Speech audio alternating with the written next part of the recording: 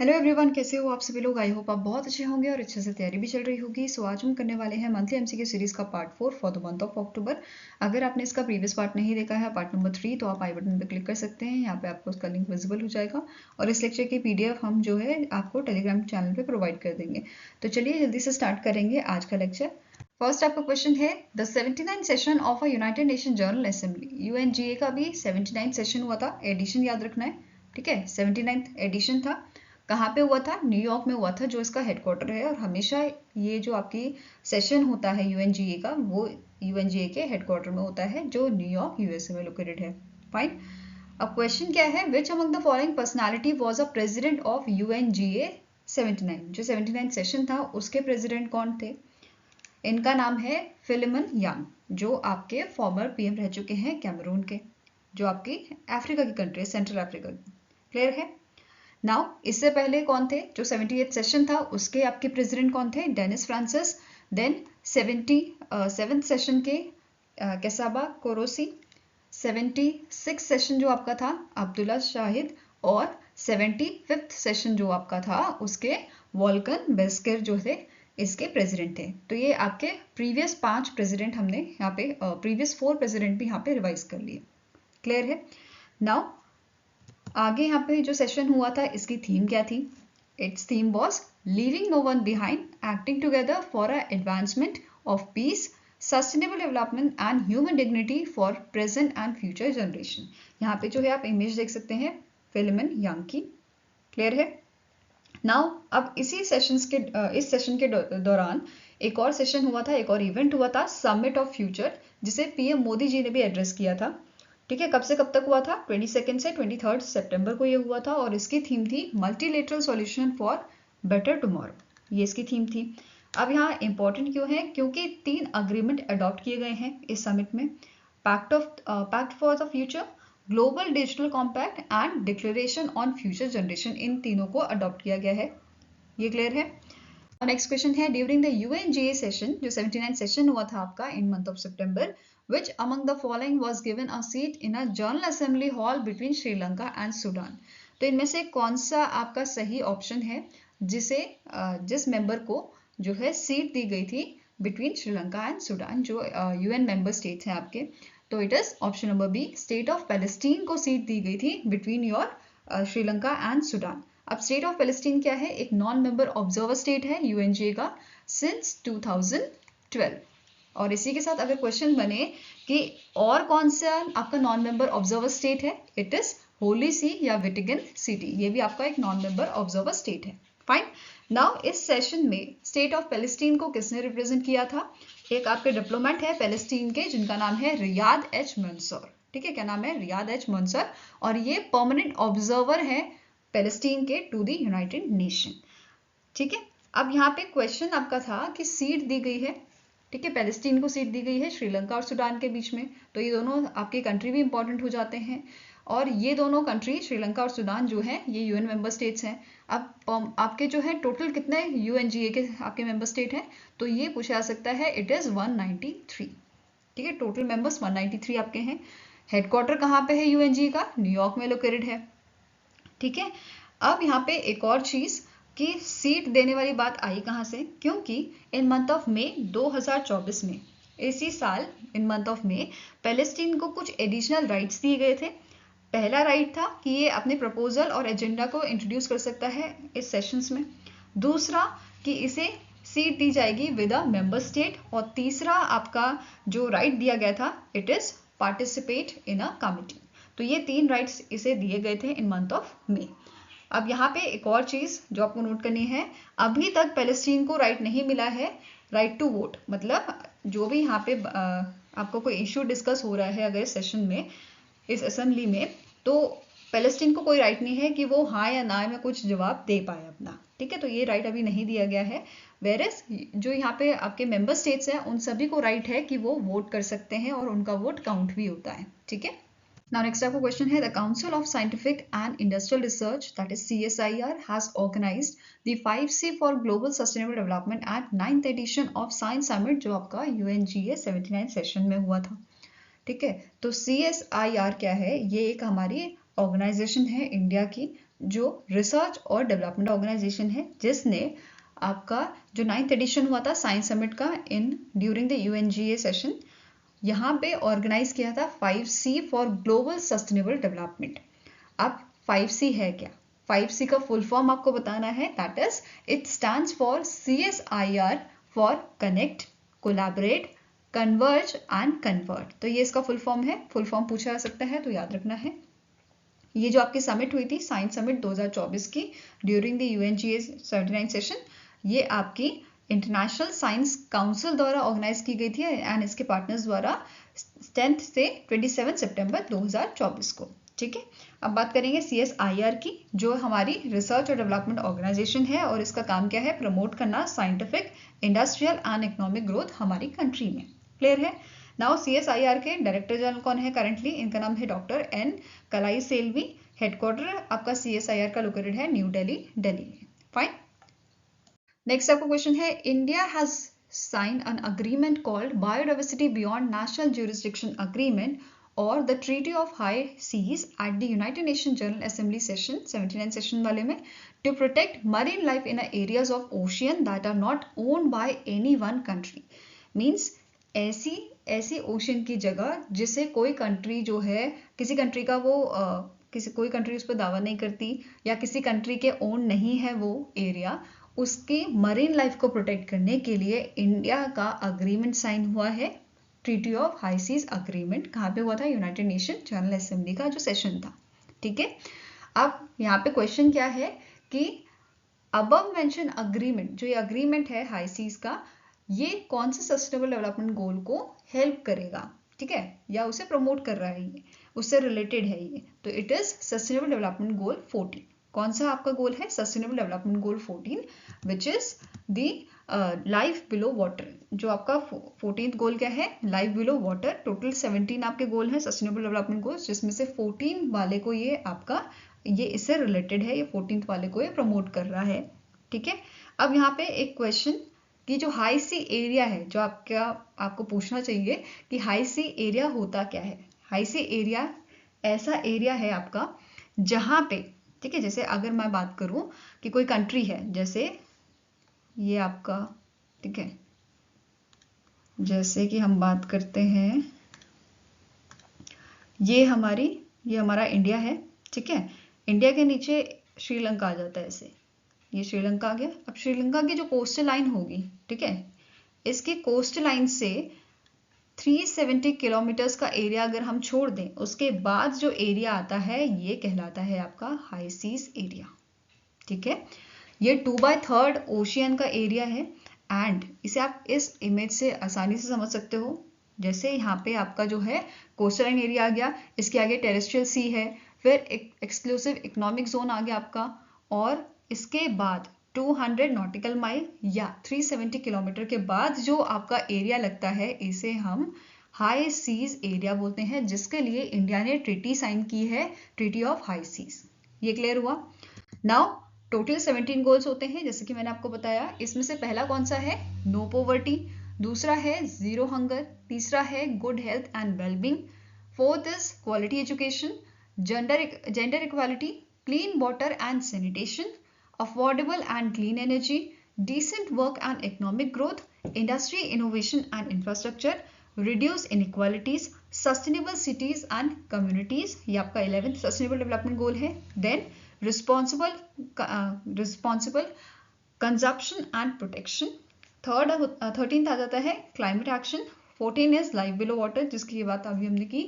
then life on land 15th, 16th है peace, justice and strong institution, और 17th और last sustainable development goal आपका है partnerships for the goals. Fine. Now next आपका question है, अनुप्रिया पटेल सिंह जो मिनिस्टर ऑफ स्टेट हैं आपकी ministry of health and family welfare की, इन्होंने एक हाई लेवल साइट इवेंट जो है एड्रेस किया था ड्यूरिंग द UNGA 79 सेशन, जिसका थीम था revitalised multilateralism, recommitting to ending AIDS together. ठीक है, अपने यहाँ पे एक स्टार्टिंग क्वेश्चन है कि इंडिया ने कमिटमेंट दिया है कि इंडिया HIV एड्स को खत्म करेगा as a public health threat by the year dash. तो कौन सा ईयर है? 2030 इज द ईयर। ठीक है, ये आंसर हो जाएगा। अब यहाँ पे एक क्वेश्चन जो बन सकता है वर्ल्ड एड्स डे का, वो कब होता है? आपका 1 दिसंबर को हम ऑब्जर्व करते हैं वर्ल्ड एड्स डे, और एड्स का आप इसका सिंबल क्या होता है, रेड कलर का रिबन, ठीक है, रेड रिबन आपका जो है इसका सिंबल होता है। ये क्लियर हुआ। नाउ अब UNGA के जो 79 सेशन था इससे रिलेटेड आपके कुछ पॉइंट्स हैं वो डिस्कस करते हैं। जैसे G20 मेंबर्स ने रिसेंटली अग्री किया है for modernising the international organisation, जैसे यूनाइटेड नेशन है, आपका वर्ल्ड ट्रेड ऑर्गेनाइजेशन है, इंटरनेशनल मॉनेटरी फंड है, तो इस टाइप के ऑर्गेनाइजेशन को मॉडर्नाइजिंग करने के लिए इन्होंने अग्री किया है। अब G20 मेंबर्स की बात होती है तो इसके मेंबर्स पूछे जाते हैं आपको, तो 19 तो इसमें आपके कंट्री मेंबर्स हैं, जैसे अर्जेंटीना, ऑस्ट्रेलिया, ब्राज़ील जिसके पास अभी प्रेसिडेंसी है, ठीक है, फिर आपका China, Canada, Germany, France, India, Indonesia, Italy, Japan, Korea, Mexico, Russia, Saudi Arabia, south Africa, Turkey, UK, US, ये सारे इसके मेंबर्स हैं। रीजनल बॉडीज जो इसके मेंबर है यूरोपियन यूनियन और अफ्रीकन यूनियन हो गया, ठीक है। G20 की समिट अभी होनी है, कौन इसे कहाँ पे ये होगी, रियो डी जेनेरियो में होगी, ब्राजील में, एंड इसका थीम क्या है, building a just world and a sustainable planet. ये क्लियर हुआ। नेक्स्ट आपकी हेडिंग क्या थी कि इंडिया ने फॉर्मली अभी जो है ज्वाइन किया है मिनरल्स सिक्योरिटी फाइनेंस नेटवर्क को, जो स्टैब्लिश किया था US ने 2022 में, ठीक है। वैसे तो इंडिया को इंडक्ट किया गया था इस नेटवर्क में 2023 में, जून के मंथ में इसे इंडिया को जो है इंडक्ट किया गया था इसमें, बट फॉर्मली इंडिया अभी इसका पार्ट बना है इस सेशन के दौरान, UNGA का जो सेशन हुआ था उसके दौरान, ठीक है। अब जो ये पार्टनरशिप है, इस पार्टनरशिप में या बोल सकते हो जो ये नेटवर्क यहाँ पे ज्वाइन किया है, इस नेटवर्क से फायदा क्या होगा, जैसे इंडिया जो लिमिटेड कंट्रीज को पहले सप्लाई करता था मिनरल्स की, ठीक है, जैसे अर्जेंटीना, चिले, ये इस टाइप की कंट्रीज जो हो गई, या अफ्रीकन कंट्रीज हो गई, उनको यहाँ पे सप्लाई देता था। अब इंडिया के पास ज़्यादा कंट्रीज यहाँ पे मिल गई हैं इंडिया को, या ज़्यादा ऑप्शन मिल गए हैं मिनरल्स की सप्लाई के लिए, क्लियर है। नेक्स्ट आ जाता है, नेक्स्ट आपका पॉइंट क्या था, नेक्स्ट हेडिंग है कि इंडिया ने रीअफर्म किया है, इंडिया ने स्ट्रांगली कमिटमेंट किया है एंटी माइक्रोबायल रेसिस्टेंट के लिए, एंड एम्फसाइज किया है देयर इज अर्जेंट नीड कि हमें मतलब पूरे वर्ल्ड को या पूरी कंट्रीज को एक साथ मिल के जो एंटी माइक्रोबायल रेसिस्टेंट है इसको हटाना होगा, या इसके लिए स्ट्रॉन्ग एक्शन लेने होंगे, ठीक है। तो इस बारे में यहाँ पे इंडिया ने बोला था, और यहाँ पे एंटी माइक्रोबायल रेसिस्टेंट की बात जो हो रही है इसे समझते हैं। एंटी माइक्रोबायल रेसिस्टेंट क्या है, बेसिकली कई बार आपने ऐसा सुना होगा कि हमें जो दवाइयाँ हैं वो लग नहीं रही हैं, है ना, कितनी बार सुना होगा। इसका मतलब क्या होता है, देखो, जैसे फॉर एग्जाम्पल आपको बुखार आया, ठीक है, या किसी XYZ पर्सन को बुखार आया, उसने एंटीबायोटिक ली, जैसे उसने 10 mg की एंटीबायोटिक ले ली, ठीक है, तो वो ठीक हो गया। अब उसकी बॉडी में जो है, जो ये पर्सन है इसकी बॉडी में जो है 100 बैक्टीरिया थे, आप ऐसा समझो इसकी बॉडी में 100 बैक्टीरिया थे, जो उसने एंटीबायोटिक ली थी उससे 98 तो मर गए, पर 2 आपके रह गए, 2 बच गए, तो आपकी तबीयत तो ठीक हो गई, या इस पर्सन की तबीयत तो ठीक हो गई, बट अभी इसकी बॉडी में बैक्टीरिया तो थे ना, तो वो बैक्टीरिया आप क्या करेंगे, उनको समझ आ गया कि ये जो एंटीबायोटिक इसने ली थी, इस पर्सन ने ली थी, वो अच्छी नहीं है उनके लिए, तो ये अपने आप को और स्ट्रॉन्ग बनाएगा कि वो इफेक्ट ना करे। तो अगली बार अगर तबीयत खराब होती है तो फिर से ये अगर पर्सन वही दवाई लेता है, तो पहले के मुकाबले अभी इस पर्सन के जो बैक्टीरिया है उसको कम असर होगा, क्योंकि जो हम बैक्टीरिया है बॉडी में वो अपने आप को और मजबूत बनाता जा रहा है। ऐसे ही धीरे धीरे टाइम के साथ एक टाइम ऐसा आ जाता है कि जब हमारी बॉडी, मतलब जो हमारे बैक्टीरिया हैं या हमारी बॉडी में जो वायरसेस हैं, वो अपने आप को इतना स्ट्रॉन्ग कर लेते हैं कि दवाइयाँ हमें सूट होना बंद हो जाती हैं, ठीक है, या हमें दवाइयाँ लगना ही बंद हो जाती है, और हमारी जो डिजीज़ है वो ठीक नहीं होती। तो ये आपका एंटी माइक्रोबायल रेसिस्टेंट का एग्जाम्पल है, और इसके लिए इंडिया ने 2017 में मतलब एक इनिशिएटिव लॉन्च किया था, या शुरुआत की थी इसके लिए एक इनिशिएटिव लॉन्च किया था नेशनल एक्शन प्लान के तहत, और उसके बाद बहुत सारे इनिशिएटिव इंडिया ने लाए थे, जैसे एंटी माइक्रोबायल स्टीवर्डशिप प्रोग्राम भी इसके लिए इंडिया ने डेवलप किया था। तो इस टाइप के बहुत सारे इनिशिएटिव इंडिया ने लॉन्च किए थे। I hope this is clear.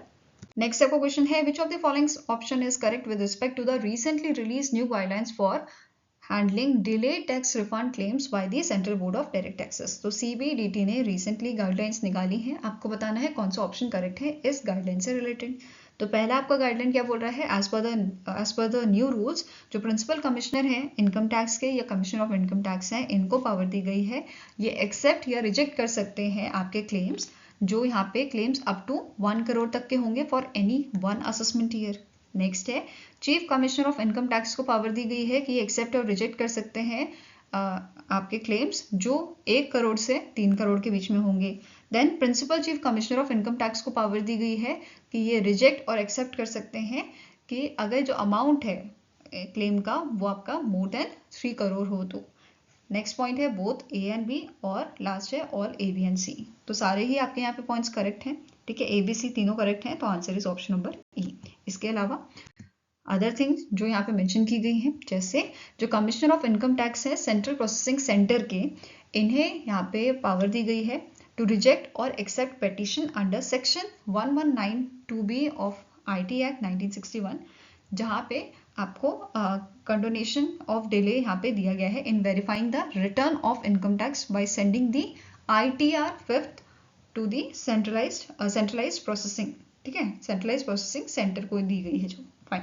Next है टाइम लिमिट यहाँ पे जो दी गई है as per the new guidance, तो जो भी एप्लीकेशन आपकी फाइल की गई होंगी आफ्टर 1 अक्टूबर 2024 उस पर ये लागू होगा कि जो टाइम लिमिट है फॉर फाइलिंग दीज एप्लीकेशंस ये आपके होने चाहिए with in 5 years from the end of the assessment year, ठीक है। दूसरा यहाँ पे क्या बोला है, जो कंसर्न अथॉरिटी है उनको बोला गया है कि आपको ये प्रोसेस करनी होगी application with in the period of 6 month of receipt, ठीक है। कुछ स्पेशल केसेस यहाँ पे अगर कुछ स्पेशल केस होगा तो उसके लिए भी कंडीशन बनाई गई है, जैसे अगर जो रिफंड क्लेम्स हैं they have arisen from the court order, then जो 5 year की लिमिट यहाँ पे दी गई है वो यहाँ पे एक्सक्लूड कर दी जाएगी। फाइन। नेक्स्ट पॉइंट क्या बोल रहा है, इन सच केसेस जो टैक्स पेयर हैं they are required to file application within 6 month of the court order date और end of the financial year, जो भी आपका बाद में होगा, ठीक है, whichever is later. Fine. Next is union minister Ashwini Vaishnaw, जो आपके मिनिस्ट्री ऑफ रेलवेज के मिनिस्टर हैं, इन्होंने अटेंड किया है dash edition of a raising day parade of a railway protection force at the zonal training centre in Nashik, Maharashtra. तो कौन सा एडिशन था, जो आपका 20 सितंबर को मनाया गया था, ठीक है, तो आंसर आपका हो जाएगा 40th एडिशन ये आपका था। एंड इस ओकेजन पे जो अश्विनी वैष्णव जी हैं इन्होंने 33 RPF पर्सनल्स को police medal for meritorious service and जीवन रक्षक मेडल दिए थे 2023 और 2024 के लिए। फाइन। नेक्स्ट आपका पॉइंट है, इन्होंने अनाउंस किया था 35 करोड़ का grant for upgrading and modernising the RPF zonal training centre, जो स्पेशली फोकस करते हैं विमेंस के लिए, विमेन फैसिलिटीज के लिए, ठीक है। नेक्स्ट है, इन्होंने 5.5 करोड़ का एलोकेशन दिया है, अनाउंस किया है for training infrastructure, for enhancing the training infrastructure of a RPF dog squad zonal training centre, जो आपका तमिलनाडु में लोकेटेड है। एंड द लास्ट इज, इन्होंने हिंदी एडिशन लॉन्च किया था संज्ञान मोबाइल ऐप का। फाइन। इसके अलावा स्टैटिक इन्फॉर्मेशन देखेंगे, रेलवे प्रोटेक्शन फोर्स जो है इसके करंट डायरेक्टर जनरल कौन है, मनोज यादव, हेडक्वार्टर लोकेटेड है इसका न्यू दिल्ली, दिल्ली में। नेक्स्ट आपको क्वेश्चन है, which of the following option is correct with respect to union finance minister Nirmala Sitharaman visit to Uzbekistan. तो जो हमारी फाइनेंस मिनिस्टर है इनका विजिट हुआ था उज्बेकिस्तान में 25 से 26 सितंबर को, उसी के आपके कुछ हाईलाइट्स हैं जो आपको बताना है करेक्ट है कि नहीं है, ठीक है। तो पहला स्टेटमेंट आपको क्या बोल रहा है, during her visit to Uzbekistan she attended the 9th annual meeting of a board of governors of the Asian Infrastructure Investment Bank with a theme building resilient infrastructure for all held in Samarkand, ठीक है, Samarkand Uzbekistan में हुई थी। Second point है, India और Uzbekistan ने sign किया है बायलैटरल इन्वेस्टमेंट ट्रीटी। थर्ड है, India also sign a promotion and mutual protection of investment agreement with the Uzbekistan. Next point है बोथ ए एंड बी, और option number E is all A B and C are correct. तो सारे statement ये आपके correct हैं तीनों, तो answer क्या हो जाएगा ऑप्शन नंबर ई। और इसी के साथ नोट करना है, इन्होंने एक इम्पॉर्टेंट बायलैटरल मीटिंग्स भी की थी आपके जो एशियन इंफ्रास्ट्रक्चर इन्वेस्टमेंट बैंक के आपके प्रेसिडेंट हैं जिन लिक्विन, इनके साथ और इनके जो काउंटर पार्ट्स थे उनके साथ, ठीक है। अब AIIB की बात करें तो इसका हेडक्वार्टर आपका बीजिंग चाइना में लोकेटेड है और इसने ऑपरेशन स्टार्ट किया था आपका 2016 में। फाइन। नेक्स्ट क्वेश्चन है, रिसेंटली इन सितंबर union minister doctor Jitendra Singh ने अनाउंस किया है establishment of a thematic hub that is T hubs and technical groups for national quantum mission. Question यहाँ पे स्टैटिक है कि इंडिया जो है वो कौन सा कंट्री बना था जिसने लॉन्च किया है अपना dedicated mission in 2023। Quantum mission basically launch किया है अपना, तो इट इज 7th कंट्री। 2023 में इंडिया 7th कंट्री बना था जिसने इस टाइप का मिशन लॉन्च किया था।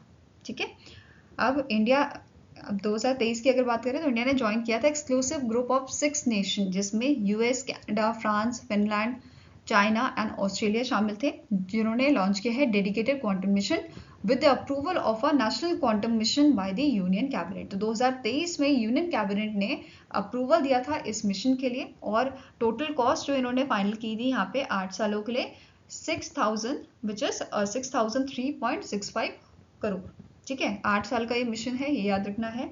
इम्प्लीमेंटिंग बॉडी कौन सी है? Department of science and technology. And यहाँ पे एक और चीज नोट करना है, जो की टारगेट है आपका नेशनल क्वांटम मिशन का, इस क्या ये टारगेट है? It is to develop intermediate scale quantum computer with 50 to 1000 physical qubits in 8 years in various platform, जैसे आपका सुपर कंडक्टिंग हो गया, फोटोनिक टेक्नोलॉजी हो गया, इनमें। फाइन।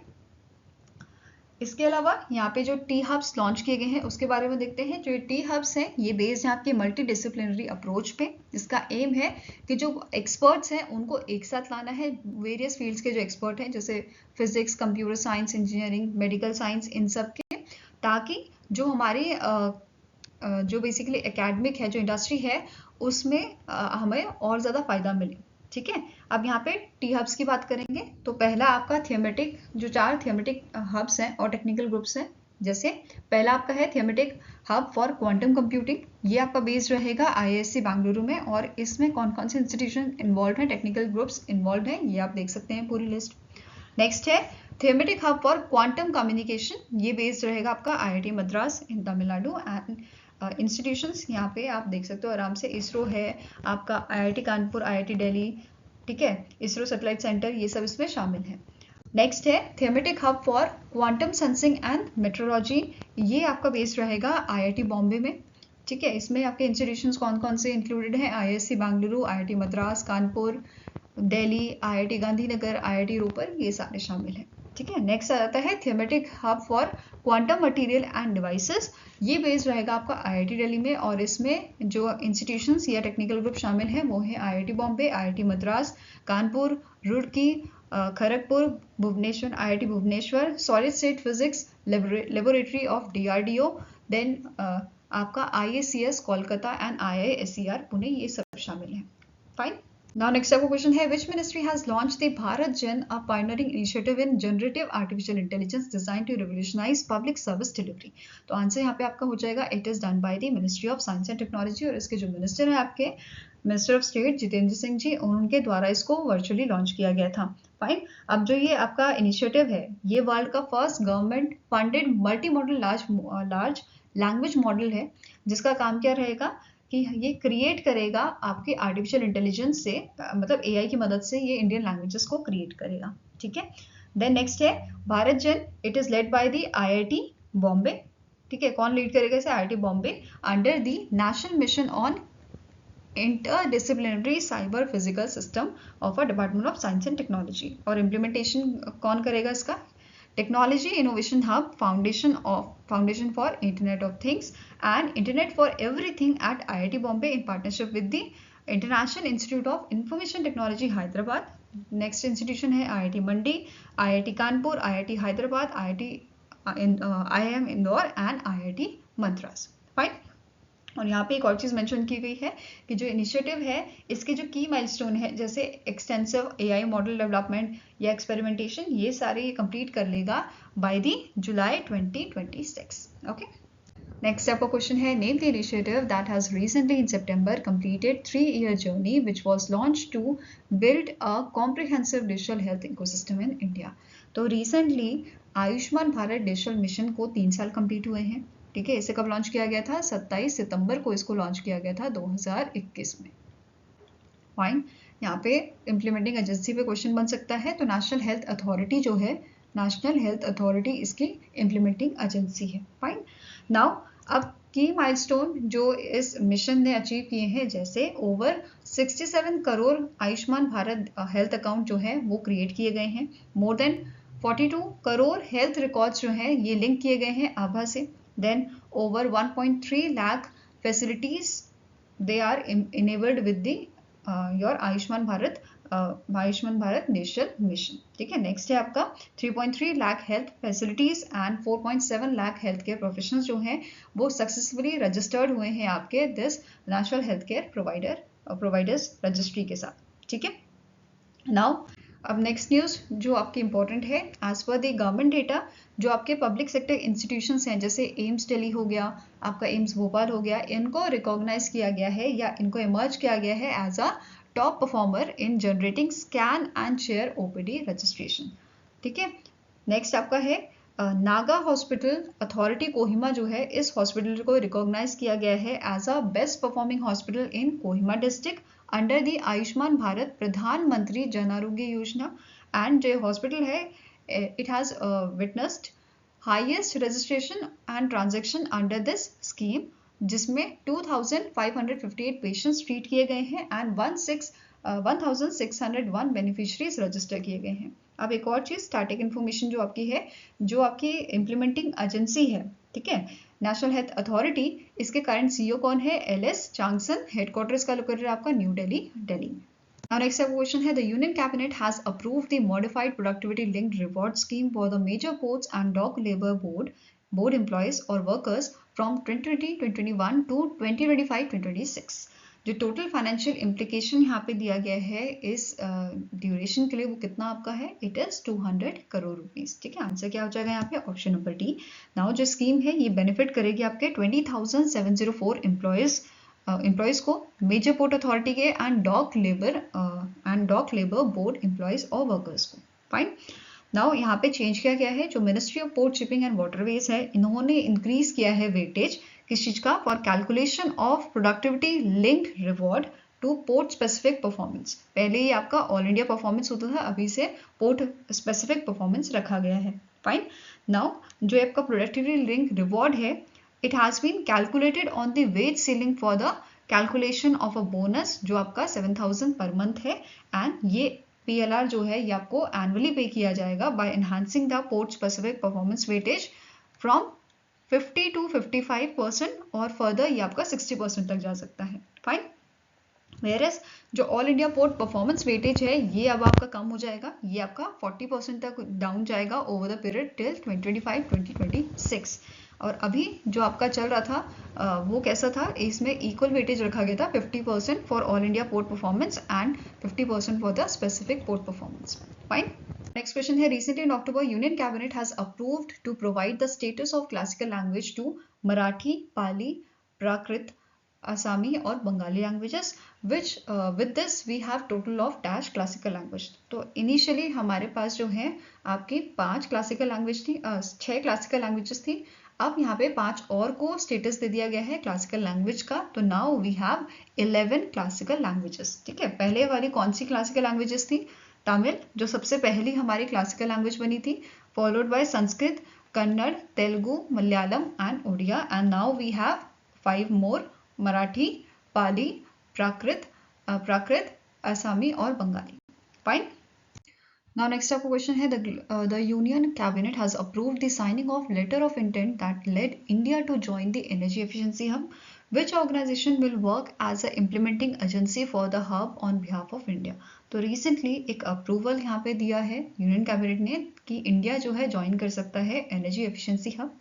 ठीक है, ये जो ऑर्गेनाइजेशन है बेसिकली इसका काम क्या है कि जो कंट्रीज हैं उनको एनकरेज करना कि वो कोलैबोरेट करें और हम मिल के एनर्जी एफिशिएंसी पे वर्क करें। ठीक है, तो ये इसका मेन फोकस है।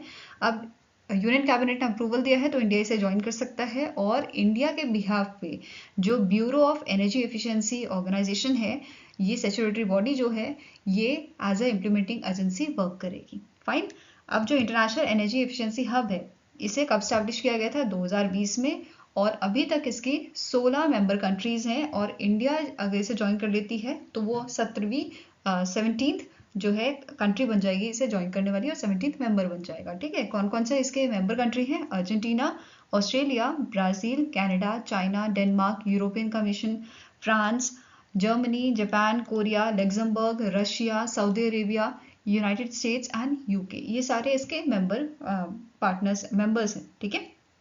नेक्स्ट आपका क्वेश्चन है, the union cabinet has approved the Chennai metro rail project phase second with a total length of 118.9 km with a 128 station. The total project cost is rupees dash crore and is planned to be completed by 2027. तो answer यहाँ पे आपका हो जाएगा, इसका total cost जो आपका है इट इज 63,246 करोड़, ठीक है। आंसर यहाँ पे आपका है ऑप्शन नंबर सी। और जो ये चेन्नई मेट्रो रेल प्रोजेक्ट है आपका फेज सेकंड का, इसमें 3 कॉरिडोर आपके रहेंगे। पहला कॉरिडोर है जो माधावरम से आपका सिपकॉट तक है, जिसका लेंथ 45.8 किलोमीटर का है and it includes 50 stations. Next आपका कॉरिडोर आ जाता है, it is lighthouse to Poonamallee bypass for the length of 26.1 kilometres with 30 stations and the last is for Madhavaram to Sholinganallur for the length of 47 kilometres and इसमें आपके 48 stations included होंगे। फाइन। Next question here, in October 2024, the Union Cabinet has approved the productivity linked bonus of dash days to railway employees. तो recently आपके 11.772 लाख जो employees हैं railways के, उनको 78 डेज का बोनस यहाँ पे अप्रूव किया गया है बाय द यूनियन कैबिनेट। तो आंसर हो जाएगा ऑप्शन नंबर डी। एंड यहाँ पे कितना अमाउंट ये है जो बोनस के तौर पे दिया जा रहा है, it is 2028.57 crore. Fine. Next question है, the Union Cabinet has approved the National Mission on Edible Oils, Oilseed to boost domestic oilseed production and to achieve self-reliant in edible oils. तो इंडिया का जो आपका डोमेस्टिक ऑयलसीड प्रोडक्शन है उसको बढ़ाने के लिए और इंडिया को एडिबल ऑयल्स में सेल्फ रिलायंट बनाने के लिए इस मिशन को अप्रूवल दिया गया है। और जो मिशन है ये आपका 7 सालों के लिए इम्प्लीमेंट किया जाएगा, 2024-25 से 2030-31 तक ये इम्प्लीमेंट होगा और जिसका टोटल कॉस्ट दिया गया है आपका 10,103 करोड़ का। ये क्लियर है, ठीक है। 7 साल का इम्प्लीमेंटेशन पीरियड रहेगा, ये आपका फाइनेंशियल आउटले दिया गया है। इसी के साथ यहाँ पे बोला गया है हमारा एम है कि 39 मिलियन टन जो हमारा प्रोडक्शन था 2022-23 में, इससे हम बढ़ के 69.7 मिलियन टन तक पहुंचे 2030-31 तक। साथ में ही यहाँ पे एक पोर्टल इंट्रोड्यूस किया जाएगा, साथी portal, which is seed authentication traceability and holistic inventory. इस पोर्टल को यहाँ पे लॉन्च किया जाएगा, इंट्रोड्यूस किया जाएगा, which will enable states to coordinate with the stakeholders, जो हमारी organizations होंगी, for timely availability of our quality seeds. इसके अलावा it seeks to expand oilseed cultivation by an additional of 40 lakh hectares. तो ये हमारा जो oilseed cultivation है उसको भी हमें यहाँ पे बढ़ाना है। Fine. Next question है, which among the following bank has partnered with PhonePe to offer instant credit on UPI? तो इनमें से कौन सा आपका बैंक है जिसने फोन पे की पार्टनरशिप में लॉन्च किया है इंस्टेंट क्रेडिट ऑन यूपीआई? तो it is launch by the ICICI bank और इसकी लिमिट आपकी क्या है? इंस्टेंट क्रेडिट लिमिट आपकी है up to 2 lakh rupees and repayment period जो रहेगा वो आपका 45 डेज का रहेगा। क्लियर है? नाउ आईसीआईसीआई बैंक के एमडी एंड सीईओ कौन है? इनका नाम है संदीप बख्शी। हेडक्वार्टर मुंबई महाराष्ट्र में लोकेटेड है। 1994 में इसे एस्टैब्लिश किया गया था और इसका टैगलाइन क्या है? हम है ना ख्याल आपका। नाउ फोन पे की बात करें तो इसके करंट सीईओ हैं समीर निगम। हेडक्वार्टर लोकेटेड आपका बेंगलुरु कर्नाटका में और इसे 2015 में स्टैब्लिश किया गया था। नाउ नेक्स्ट आपको क्वेश्चन है, name the bank that has launch a master stroke saving account for high and customer. तो इनमें से कौन सा आपका बैंक है जिसने इस सेविंग अकाउंट को लॉन्च किया है? It is bank of Baroda. BOB master stroke saving account इसका नाम है और इसमें जो डेली विड्रॉल लिमिट रखी गई है from the ATM it is ₹5 lakh and point of sale से इसकी जो आपकी विड्रॉल लिमिट है वो रहेगी 10 लाख रुपीज। फाइन। साथ में ही यहाँ पे बोला गया है कि ये आपको अनलिमिटेड फ्री नेट, आरटीजीएस और आईएमपीएस सर्विसेज यहाँ पे प्रोवाइड करेंगे। इसी के साथ बीओबी ने अपॉइंट किया है सचिन तेंदुलकर को as a global brand ambassador. And यहाँ पे एक और न्यूज है कि बीओबी ने इनका ओमान ऑपरेशन जो है वो सेल कर दिया है बैंक दोफार को, जो ओमान का आपका फाइनेंशियल इंस्टीट्यूशन है। ठीक है। Next is, which organization has secured its largest ever foreign currency loan of $1.265 billion? तो इनमें से कौन सी इंडियन ऑर्गेनाइजेशन है जिसने इस लोन को रिसीव किया है, सिक्योर किया है? It is PFC, power finance corporation limited. ठीक है। नाउ अब जो ये लोन है आपका, ये 5 साल का रहेगा। इसका आपका टेन्योर कितना है, टर्म है इसका 5 साल का। इसमें जो एवरेज इंटरेस्ट रेट रखा गया है इट इज़ 4.21% पर एनम रखा गया है। एंड कौन सी करेंसीज में से इशू किया गया है, तो यूएस डॉलर में, यूरो एंड जापानीज येन में से इशू किया गया है। और ऑर्गेनाइजेशन जो इस लोन को ऑर्गेनाइज करने में, इस ऑर्गेनाइजेशन ये पीएफसी की जो है हेल्प करने वाले हैं, it is SBI, IDBI Bank, Axis Bank, Mitsubishi UFJ Financial Group, then Deutsche Bank, Sumitomo Mitsui Banking Corporation. And जो मेन लेंडर रहेगा आपका इस लोन का, जो ओवरऑल अरेंजमेंट करेगा इस लोन के, it is your SBI bank, ठीक है, स्टेट बैंक ऑफ इंडिया। और यहाँ पे पावर फाइनेंस कॉर्पोरेशन ने ये बोला है कि ये इस अमाउंट को यूज़ करेंगे for promoting the green energy transition. Clear है। नेक्स्ट आपका क्वेश्चन है, which of the following organization received approval from SEBI to set up mutual fund business in partnership with black rock.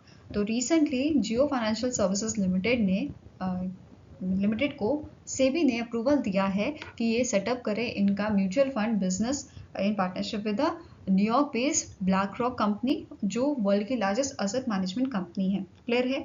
Jio financial limited की बात करें, जियो financial services limited की बात करें तो इसके करंट सीईओ हैं हितेश कुमार सेठिया। हेडक्वार्टर लोकेटेड है मुंबई महाराष्ट्र में। इसे स्टैब्लिश किया गया था 2023 में। नेक्स्ट क्वेश्चन है, name the personality who sworn in as a deputy CM of Tamil Nadu. तो इनमें से कौन से आपके शख्स हैं जिनको डेप्यूटी सीएम बनाया गया है तमिलनाडु का। And he is the youngest person in Tamil Nadu history जिनको इस पोजीशन पे अभी अपॉइंट किया गया है। इनका नाम क्या है, उदयनिधि स्टैलिन। ठीक है, आंसर आपका हो जाएगा option number C, Udhayanidhi Stalin को डेप्यूटी सीएम बनाया गया है तमिलनाडु का। और इन्हीं के साथ 4 कैबिनेट मिनिस्टर्स जो हैं उनको भी यहाँ पे अपॉइंट किया गया है। पहले आपके हैं ministry of electricity, prohibition and excise के आपके minister V Senthil Balaji. Next हैं Govi Chezhiaan, ministry of higher education के, R Rajendran, ministry of tourism के, and S M Nasar, ministry of minority welfare and non resident Tamils welfare के आपके मिनिस्टर। ठीक है। नेक्स्ट आपका क्वेश्चन है, Padma Shri awardee Papamal alias Rangamal recently passed away. In which year she was honored with the Padma Shri. तो इन्हें कौन से साल में पद्मश्री से नवाजा गया था, तो इट इज़ 2021 में इनको पद्मश्री अवार्ड दिया गया था। और ये आपके ऑर्गेनिक फार्मर हैं from the Tamil Nadu. Fine. Next आपको क्वेश्चन है, the world animal day is annually observe across the globe on. तो वर्ल्ड एनिमल डे हम ऑब्जर्व करते हैं आपका 4 अक्टूबर को, और इसकी 2024 की थीम थी the world is their home too. अब 4 अक्टूबर को या हम वर्ल्ड एनिमल डे को एनिमल लवर्स डे के नाम से भी जानते हैं। फाइन। अब वर्ल्ड एनिमल डे जो है इसको प्रपोज किया गया था, या इसका प्रपोजल दिया गया था cynologist and animal protection advocate Heinrich Zimmermann to promote animal welfare. और फर्स्ट जो आपका डे मनाया गया था वर्ल्ड एनिमल डे, ये 24 मार्च 1925 को मनाया गया था। एंड देन इसे चेंज किया गया था ऑन द 4 अक्टूबर। ठीक है, यहाँ पे हमने एक टर्म पढ़ी साइनोलॉजिस्ट। साइनोलॉजिस्ट क्या होता है, specialist in study and care of dogs, जिसे हम साइने स्पेशलिस्ट भी कहते हैं। फाइन।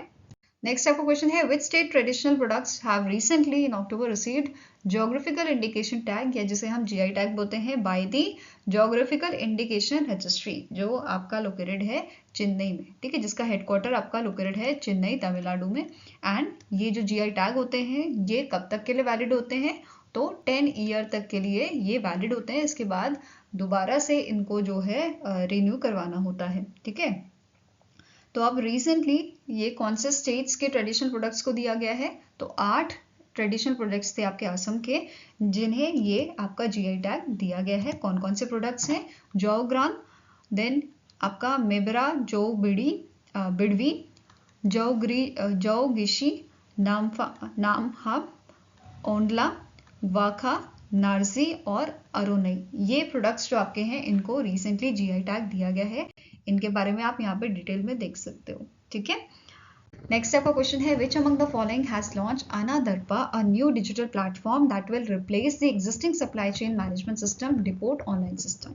तो रिसेंटली जो एफसीआई है, फूड कॉर्पोरेशन ऑफ इंडिया है, इसने अनादर्पा प्लेटफॉर्म को लॉन्च किया है। किस चीज़ के लिए, ताकि स्ट्रीमलाइन किया जा सके या सप्लाई चेन जो है उसको सही किया जा सके, उसे इम्प्रूव किया जा सके, इसलिए आना दरपा को लाया गया है जो एग्जिस्टिंग आपका डिपोर्ट ऑनलाइन सिस्टम है उसको रिप्लेस कर रहा है। तो आंसर क्या हो जाएगा? Option number E, food corporation of India. ठीक है, अब यहाँ पे जो FCI है, FCI ने एक सिस्टम इंटीग्रेटर जो है उसको सेलेक्ट किया है विच इज कॉफरेज लिमिटेड। कॉफरेज लिमिटेड क्या करेगा? ये डिजाइन, डेवलपमेंट, इम्प्लीमेंटेशन और मेंटेनेंस, ये सारे काम देखेगा इस प्लेटफॉर्म के। क्लियर है? नाउ FCI की बात करें तो करंट CMD इसके हैं अशोक कुमार मीना, हेडक्वार्टर लोकेटेड आपका न्यू दिल्ली में, और 1965 में ये स्टैब्लिश किया गया था। फाइन। नेक्स्ट आपको क्वेश्चन है, recently in October department of telecommunication के साथ डिपार्टमेंट ऑफ टेलीकम्युनिकेशन ने पार्टनरशिप की है या बोल सकते हो टीम अप किया है आपके टेलीकॉम सर्विस प्रोवाइडर के साथ लॉन्च करने के लिए 2 टियर सिस्टम को, ताकि जो आपकी फ्रॉड्स की, टेलीकॉम फ्रॉड्स की प्रॉब्लम आ रही है उसको एड्रेस किया जा सके। Now question is, department of telecommunication के आपके सेक्रेटरी कौन है करंटली? इनका नाम है नीरज मित्तल, और जो डिपार्टमेंट ऑफ टेलीकम्युनिकेशन है इसका हेडक्वार्टर आपका लोकेटेड है न्यू दिल्ली में। कहाँ पे लोकेटेड है? न्यू दिल्ली, दिल्ली में, और इसकी शुरुआत की गई थी आपकी 1985 में। क्लियर है? नाउ 2 स्टेजेस की बात करेंगे जहाँ पे जो इस क्वेश्चन में बोला गया है। इनिशियली जो पहला स्टेज होगा, इनिशियली ये ऑपरेट करेगा आपका TSP लेवल पे। किस काम के लिए, किस चीज़ पे ये वर्क करेगा? बेसिकली ये ब्लॉक करेगा ऐसी कॉल्स को जिनका एक्चुअल नंबर कुछ और होता है पर आपको शो कुछ और करता है, जिसे हम मास्क नंबर्स बोलते हैं। ठीक है, they will block the calls that are masked with the phone numbers of their own subscribers. ठीक है, नेक्स्ट आपका स्टेज होगा, ये सेंट्रल लेवल पर फंक्शन करेगा और ये प्रिवेंट करेगा कॉल्स को that uses the number of subscriber from the telecom service providers. ठीक है, तो ये 2 स्टेजेस की यहाँ पे बात की गई है। नाउ नेक्स्ट क्वेश्चन है, the Indian army has open a new artillery firing range in which north eastern state. तो रिसेंटली अरुणाचल प्रदेश के तवांग सेक्टर जो है आपका, वहाँ पे पहला मतलब फर्स्ट आर्टिलरी फायरिंग रेंज जो है हाई एल्टीट्यूड एरिया का, वो आपका ओपन किया गया है। तो आंसर क्या हो जाएगा? Option number D. ठीक है, कहाँ पे लोकेटेड है? तवांग सेक्टर में लोकेटेड है अरुणाचल प्रदेश के। नेक्स्ट आपको क्वेश्चन है, name the organization that has been awarded with the accreditation 6890N by Capacity Building Commission CBC under the National Standards for Civil Service Training Institution। इनमें से कौन सा इंस्टीट्यूट है, कौन सा ऑर्गेनाइजेशन है जिसको रिसेंटली अवार्ड दिया गया है विद द एक्रेडिटेशन 6890? तो आंसर आपका हो जाएगा, it is regional labour institute of Chennai, Tamil Nadu. ठीक है, आंसर यहाँ पे है ऑप्शन नंबर ए। अब जो ये आपका इंस्टीट्यूशन है, इसे अवार्ड दिया गया है क्योंकि इसने हाई स्टैंडर्ड्स मेंटेन किए हैं in the occupational safety and health training fields में, एंड सर्टिफिकेट ऑफ एक्रेडिटेशन में इसे जो ग्रेडिंग मिली है वो है उत्तम। ये क्लियर है? Now next is, name the airline that recently partnered with SBI card and payment services limited to launch 2 co-branded credit cards. तो इनमें से कौन सी एयरलाइन है जिसने रिसेंटली पार्टनरशिप किया है SBI कार्ड के साथ लॉन्च करने के लिए इनके 2 क्रेडिट कार्ड्स को? It is Singapore airline. कौन सी आपकी कंपनी है? It is a Singapore airline. And यहाँ पे आप इमेज देख सकते हो इन कार्ड्स की, और जो कार्ड है इनका नाम है KrisFlyer SBI card and KrisFlyer SBI card apex. ये क्लियर रहेगा? और ये दोनों ही आपके जो क्रेडिट कार्ड हैं ये आपके अवेलेबल हैं अमेरिकन एक्सप्रेस और master card. Fine, I hope guys आपको वीडियो पसंद आया हो। पसंद आए तो लाइक एंड शेयर जरूर कीजिएगा, और अगर आपको कुछ सजेशन हमारे साथ शेयर करने हैं तो आप कमेंट सेक्शन में लिख सकते हैं या फिर आप हमें मेल भी कर सकते हैं benchmarkstudy007@gmail.com पे। तो मिलेंगे ऐसे ही नेक्स्ट वीडियो के साथ। Till then take care, have a nice day and all the best for your preparations.